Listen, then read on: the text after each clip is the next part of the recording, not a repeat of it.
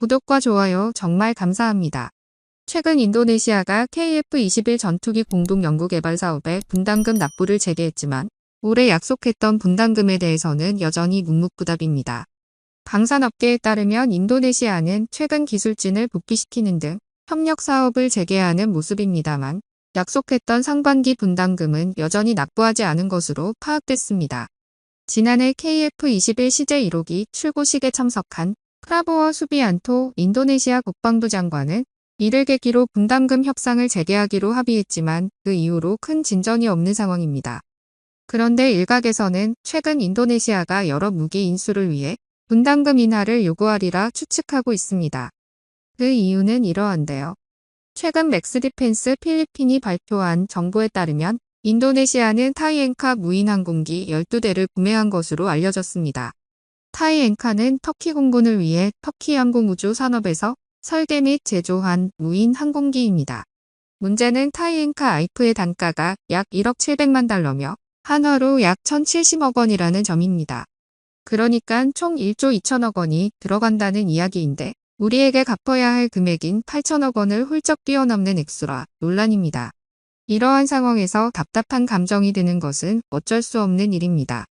인도네시아가 KF-21 프로젝트와 관련된 분담금을 빠르게 지불하지 않으면서 다른 국가의 무기를 큰 금액으로 구매하려는 모습에 대해 논란이 계속되고 있습니다. 한편 인도네시아 측은 앞서 언급한 무기 인수와 관련하여 국방 예산을 재조정해야 할 가능성이 높아진 상황입니다. 이로 인해 인도네시아 측이 분담금을 줄이거나 지불 시기를 조정하는 방안을 제안할 것으로 예상되며 이에 대한 한국 정부의 협상 전략이 중요하게 작용할 것으로 보입니다. 이와 관련하여 일부 전문가들은 인도네시아와의 협력을 꾸준히 이어가면서도 한국 정부가 국내 방산산업의 이익을 적절하게 보호하고 KF-21 사업의 원활한 진행을 위해 노력해야 한다는 의견을 제시하고 있습니다. 이러한 상황은 KF-21 프로젝트에 참여한 한국 업체들과 협력 관계에도 영향을 미칠 수 있습니다. 하지만 이러한 상황에서도 한국 정부의 입장과 대응 방안은 아직 밝혀지지 않고 있는데요. 우리에게는 지불 능력이 안 된다고 하면서 기로는 여러 무기를 구매하려는 것을 보면 어떠한 제스처라도 해야 하는 게 아닌가 싶습니다. 그래서 네티즌들은 이러한 인도네시아와의 분담금 논란 및 정부의 지지부진한 대응에 대해 불만을 표출하고 있습니다. 많은 사람들이 인터넷 커뮤니티 및 소셜미디어를 통해 이러한 문제를 조명하며 정부와 관계자들에게 더 강력한 대응을 요구하고 있습니다. 네티즌들은 인도네시아가 한국과의 협력에 소홀한 태도를 보이면서도 다른 국가의 무기를 큰 금액으로 구매하려는 것을 보고 분노를 감추지 못하고 있는데요. 이들은 한국 정부가 인도네시아에 대해 더 엄격한 입장을 취해야 한다고 주장하며 KF-21 프로젝트와 관련된 협력 국가로서의 책임감을 되새기게 할 것을 촉구하고 있습니다. 또한 일부 네티즌들은 이러한 문제가 KF-21 프로젝트에 악영향을 미칠 수 있다는 점을 우려하며 한국 정부가 이를 해결하기 위한 적극적인 대책을 마련할 것을 요구하고 있습니다. 이들은 KF-21 프로젝트가 국내 방산산업의 성장 및 국제 경쟁력 향상에 큰 기여를 할 수 있음을 인식하고 있으며 이를 위협할 수 있는 요소에 대해 경계를 늦추지 않기를 바라고 있습니다. 결국 한국 네티즌들은 이러한 논란이 빠르게 해결되길 바라며 정부가 인도네시아와의 협력 및 분담금 문제에 적극 대응할 것을 요구하고 있습니다. 또한 인도네시아의 분담금 지급 여부 등과 관련한 정보 공개 및 투명성 확보가 중요한 이슈로 부상하고 있습니다. 이는 KF-21 사업이 국내외 관심이 집중되는 만큼 한국 정부는 국민과 관련 기관들의 정확한 정보를 제공되어야 하며 성공적인 진행을 위한 전략을 세밀하게 수립할 필요성이 있기 때문입니다. 이를 통해 KF-21 프로젝트가 원활하게 진행되어 국내 방산산업의 성장과 세계 시장에서의 입지를 더욱 확고히 하는 데 기여할 수 있기를 바라는 것입니다. 한편 인도네시아의 이러한 태도 때문에 KF-21 블록원에 스텔스 기능이 적용되지 않을 것이라는 추측이 나오고 있는데요. KF-21 블록원에서 스텔스 기능이 도입되지 않는 것은 인도네시아와의 협력 관계가 원활하지 않기 때문으로 추측됩니다.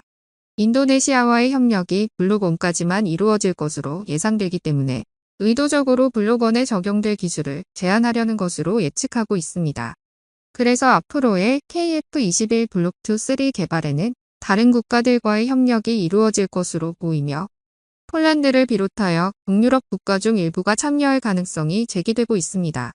이처럼 인도네시아의 분담금 미납 문제와 무기 구매 논란은 KF-21 프로젝트의 방향성에 영향을 미치고 있습니다. 이에 대한 해결책을 찾기 위해 한국 정부는 인도네시아에 확실한 의견을 전달하여 정확한 답변을 받을 의무가 있습니다.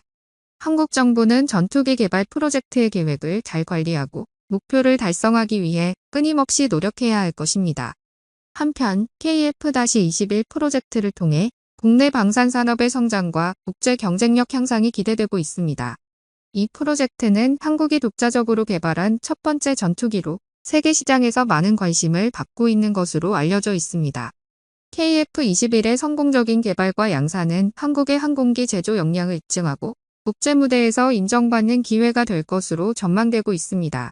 KF-21은 높은 성능과 가격 경쟁력을 갖추고 있어 전 세계 여러 국가의 관심을 끌고 있으며 이를 통해 한국의 방산 수출에도 도움이 될 것으로 기대되고 있습니다. 한편 KF-21 전투기 양산 계획을 발표한 후 한국 방위산업체를 겨냥한 해킹 시도가 눈에 띄게 급증했다고 합니다. 특히 한국의 경우 방위산업체를 대상으로 한 해킹 시도가 전년 대비 40% 이상 증가했다고는 보고서가 나와서 더욱 우려스러운 상황입니다. 해킹 시도의 시기를 보면 공격 대상 기업 중 상당수가 전투기 개발 또는 생산에 관여한 것으로 보아 KF-21 발표와 관련이 있을 것으로 추정됩니다. 한 가지 가설은 외국 정부나 국가가 후원하는 해킹 그룹이 경쟁 우위를 확보하기 위해 KF-21과 관련된 직접 대상을 훔치려 했다는 것입니다. 이에 한국 당국은 해킹 시도의 급증에 신속하게 대응하여 조사를 시작하고 사이버 보안 조치를 강화하는 방안을 취했다고 합니다. 국방보안사령부는 방위산업 네트워크에 대한 모니터링을 강화하고 기업들에게 보안 프로토콜을 강화하라는 경고를 발령했으며 인도네시아 정부도 해킹 시도의 증가에 주목했지만 KF-21 발표와 관련이 있는지 여부는 불분명하다고 밝혔습니다. 인도네시아 사이버 및 국가암호화기관은 기업들에게 사이버 위협에 대한 경각심을 갖고 네트워크를 보호하기 위한 조치를 취할 것을 촉구하는 성명을 발표했습니다. 해킹 시도가 급증하면서 방위산업, 특히 KF-21과 같은 민감한 군사기술의 맥락에서 사이버 보안의 중요성이 강조되고 있는데요. 전 세계 국가들이 첨단 전투기 및 기타 군사기술을 계속 개발함에 따라 사이버 위협으로부터 보호하는 것은 국가 안보에서 점점 더 중요한 요소가 될 것입니다. 아무쪼록 한국의 방산산업 발전과 안보 협력을 더욱 강화할 수 있기를 기대해봅니다. 여러분의 생각은 어떠신가요? 댓글로 남겨주세요.